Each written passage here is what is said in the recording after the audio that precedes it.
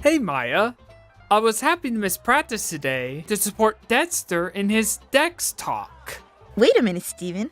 You mean he still insists on calling it a Dex Talk? Yeah, he didn't want Ted to get all the credit. Even Wax skipped his Pilates class.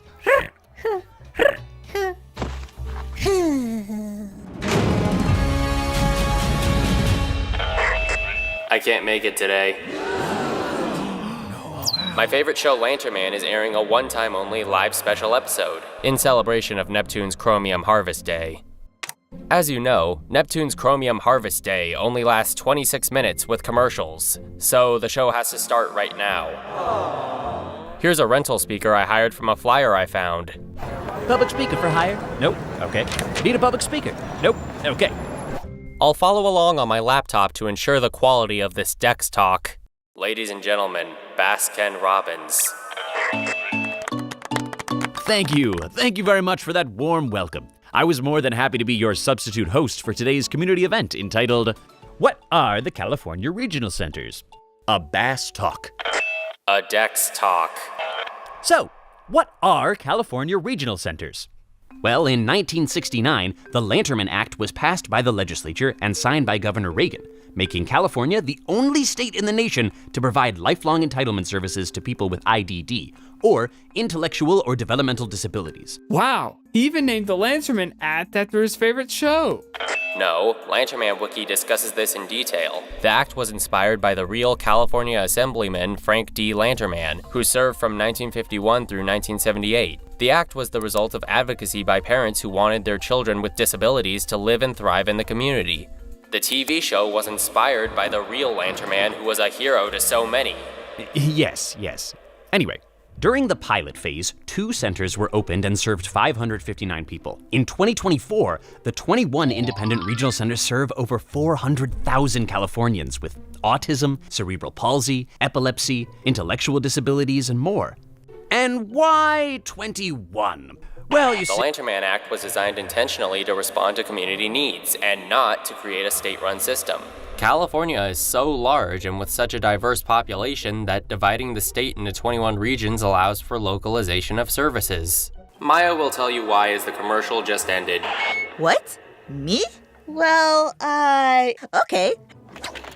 These services are provided by centers who know their communities and can tailor how to best serve people in their native languages and culture. They also know available vendors and other pertinent information necessary to best serve their communities. Yes, indeed. Well said, I suppose. Now, if I may continue. That small pilot program 6 decades ago has grown and changed dramatically. So now, regional centers serve 1 in 100 of all Californians. And because our state is so large, that's actually 1 in every 1,000 Americans. And has an annual budget of almost $15 billion.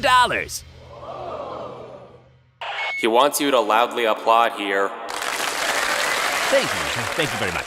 Now, many of you are here today because you or a family member may have an intellectual or developmental disability and have learned that our system of regional centers can provide irrevocable and perpetual entitlement programs with a myriad of supports and service professionals in your catchment area who take the approach of PCT at its core, and all without onerous economic impact on the families. He means that once it's determined that someone who is living in California is eligible for services, owing to their intellectual or developmental disability, they get a lifetime of support. That support is specifically designed around that person. Therefore, this approach is called person-centered thinking, or PCT. PCT focuses on everyone as an individual, not a diagnosis or group where everyone is treated the same. I have found it quite valuable. I received supports that included learning that sometimes what I say isn't understood by others in the way I meant it. I had a lot of practice with professionals in listening and picking up social cues and responding appropriately. Now back to the guy I found on the street pushing pamphlets. Thank you, Dexter, for that introduction, which could in no way be misconstrued. Aha! I can tell what you just said was sarcastic. See? My supports are working. Yes. Now, back to what I was saying. Let me give you more examples. My good friends in the audience are unique individuals with their own goals of working and living in the community and participating in activities like sports, art, and the other things that we all want from our lives. In conjunction with the individual and their planning team, an IPP, or Individual Program Plan, is established, and the Regional Center provides services based on that plan. They assist with employment services, funding job coaching, making it easier to live independently, and specialized therapies like behavioral supports. Other possibilities can include transportation to day services, identifying appropriate living environments, and assistance in finding community-based social opportunities, all based on the individual's own needs and passions. That one he got right. Woohoo! However, you didn't really clearly define the terms onerous, catchment area, irrevocable, entitlement, or perpetual. I was just getting to that. One moment. Oh, I know. Catchment area means where you live and what regional center serves it. Perpetual and irrevocable means when you're eligible for regional center services, it can never be taken away. It's there for the rest of your life, not just a certain period of time. And entitlement means this program is provided through nonprofits funded by the state of California and is guaranteed to be offered to you. The regional centers are responsible to meet the needs established in the IPP for every individual. And not economically onerous means that almost every service provided by the regional centers doesn't cost you anything. Also, it's important to remember that nothing is ever forced on you. You are entitled to everything offered to you that fits your individual wants and needs, but the choice is always yours. I also want to add that the entire regional center system makes it a priority to serve all Californians with IDD in the manner in which they are most comfortable, based on their preferred language and culture. To achieve that, more than 20 languages are offered to the people we support directly from our team, or through the use of interpreters. To be clear, that's more than 20. 20. 20. 8. 10. 20. Hey! Now then, let's move on to the practical way in which we work with you, the people we support. The very first thing that happens is that you meet with an intake professional. They evaluate your individual situation to confirm that you qualify as a person with an intellectual or developmental disability, also known as IDD. After assessment and acceptance, you become eligible for regional center services. Whenever you join, you are assigned a service coordinator. This person is a highly trained and degreed professional who meets with you alone, with your family, or with anyone in your circle of support that you wish. That meeting can happen in your home, the regional center office, or any place you feel comfortable. An IPP is... Individual Program Plan. Yes, thank you. The IPP is informed by the person's preferred future, which is what they want to do based on their strengths, capabilities, preferences, lifestyle, and cultural background. Services and supports are then put into place to help them reach their goals. This is a written action plan that may include many of the things we have talked about here today. The law requires that people have an IPP meeting at least once every 3 years, and it is updated annually. The IPP is a contract between the person and the regional center, written in a way even I can understand. The reason it's a contract is because both parties have to sign it, agreeing to provide and receive services. It also explains the rights we have, such as the right to appeal something we don't agree with, the right to a transportation access plan if required, and an explanation about how no one can be discriminated against even if they voice concerns. He's never shy about voicing his concerns. I'm never shy about voicing my concerns. After the IPP is agreed to, it's the service coordinator's job to set up supports and consultation with you, and to meet with you periodically to make sure things are going well and you are heading toward your preferred goals. Of course, you have the right to contact your coordinator anytime you want in between meetings to change your goals, request additional or different supports, or voice any concerns. You need never be shy about reaching out and asking questions. Maya, I'm not sure this is a question and answer session. It's more of a one-way lecture. What? You literally just said never to be shy about asking questions. My apologies, Maya. What is your question?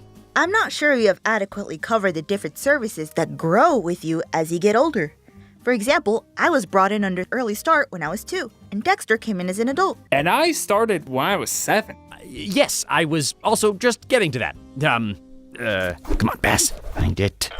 Everyone is different, and people can join the regional center system at almost any time of their lives as long as it's confirmed that their intellectual or developmental disability began before age 18. And obviously, the needs and services for a 3-year-old, a 7-year-old, a 16-year-old, an adult or even an old person of 40, Old? are different.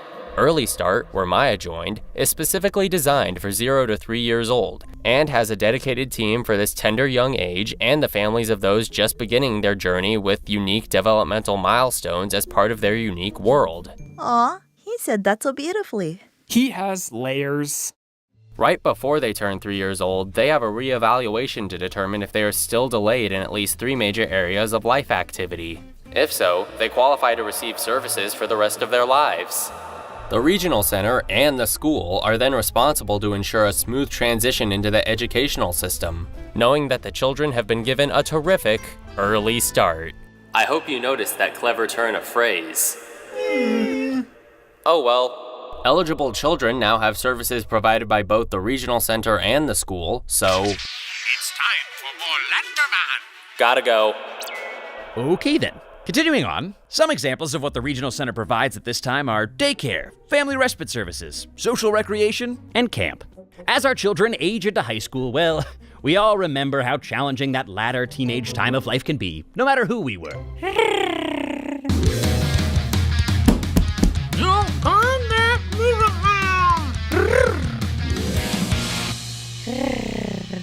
So, when becoming young adults, it's the Regional Center's Transitional Services that specializes in providing supports and assisting in future goal settings, such as continuing with higher education, finding employment, and in making choices about living arrangements. As you could probably tell, the IPP is always considered a living document that changes as the needs and age of the individual do. And you will meet with the Regional Center many times throughout your life to adjust your goals and services.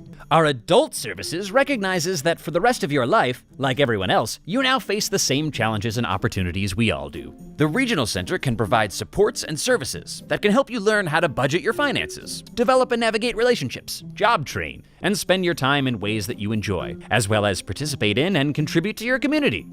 I have friends who I don't think can do all the things you just talked about. I know what he was going to say. I have friends too who are heavily impacted by their disability. Bass, let me take this one. It requires a certain delicacy. While some of us have greater capacity for doing many of the things Bass talked about, others don't. Some people may not be able to walk, talk, or feed themselves. The Regional Center provides person-centered services to support them based upon their unique needs. Day programs offer experiences that can bring joy to many people, specialized medical services can help ensure your comfort and safety, and extensive crisis management and respite services allow you and your family to get urgent attention or breaks when you need them. Also, the regional centers offer both foster grandparent and senior companionship programs. These provide warmth and care, no matter how old you are or how difficult your challenges may be. Yeah, but what about when their parents or family can't help out anymore, or when they're no longer around?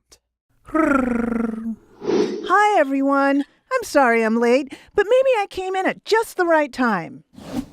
Danny! Hey, Dexter, as a service coordinator, can I contribute something here? Of course. The teams at the Regional Center are very connected with this concern from families and the people we support. It's part of life to wonder what happens when those we love are no longer there. We understand the difficulties this kind of loss brings. After all, loss is a human condition, not only associated to those with IDD. It's never easy for anyone. When any major life event occurs, we can offer emotional supports. And if needed, we can help look for new living arrangements. I hope that people take away from this great Dex talk that the Regional Center isn't just one thing to one kind of person. We've spent the last 60 years developing programs and services that adapt to you, your circumstances, and the world around you as it changes. Thank you so much, Danny. That was an important and difficult subject. I'm back now. You'll all be happy to know that Neptune's Chromium Harvest Day, despite being threatened by the Blarg bots, was a success. And all in 26 minutes plus commercials. Oh, I see Bass has managed to complete the Dex talk. At this time, he's obligated, he would like to, answer questions from the audience. I actually have one for you, Dexter. Do you find it a coincidence that Lanternman and I have never been seen in a room together? Take a good look at us. Same muscled body shape, Same strong jaw and heroic facial structure. And that in previous lectures, I have actually thrown in a few words of blarg. This can't be true. It just can't. It's not true. Lorenzo paid me $5 whole to say that. I thought it was a very creative practical joke. What can I say? I'm an artist, man. I'm never speaking to either of you again. I hope you have all learned a lot today. If you want to learn more, you may consider going to dds.ca.gov, where you can also find the web addresses and phone numbers of your local regional centers. This concludes my Dex talk on what are the California regional centers. Until next time, I'll see you on Saturn, then the stars.